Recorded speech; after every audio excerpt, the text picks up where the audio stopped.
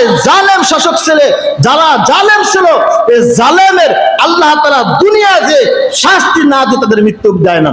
ইতিহাস ঘেটে দেখুন, যারাই পূর্বের থেকে যারা জালেম ছিল, আল্লাহ তাআলা তাদেরকে সামান্য জিনিস দ্বারা পতন ঘটিয়েছে। নমরুদের ঘটনা আমরা সকলেই জানি। সামান্য মানুষের অত্যাচার করত, জুলুম করত, শেষমেশ আল্লাহ তাআলা সামান্য মাছি মশা দ্বারা নমরুদকে আল্লাহ তাআলা ধ্বংস করে দিয়েছে। কথা বলেন ঠিক কিনা? ফিরাউনের জামানা আসুন, ফিরাউন নিজেকে খোদা দাবি করত, মানুষদেরকে বলো ফাকাল আনা রাব্বুকুমুল আ'লা, আমাকে তোমরা আল্লাহ প্রভু মানো। যারা মানত না তাদেরকে হত্যা করে ফেলতো ফিরাউন, তাদেরকে অত্যাচার করত, নির্যাতন করত। আল্লাহ তাআলা শেষমেশ এই ফিরাউনকে সমুদ্রের পানির নিচে ডুবিয়ে ফেলেছে। ঠিক কিনা?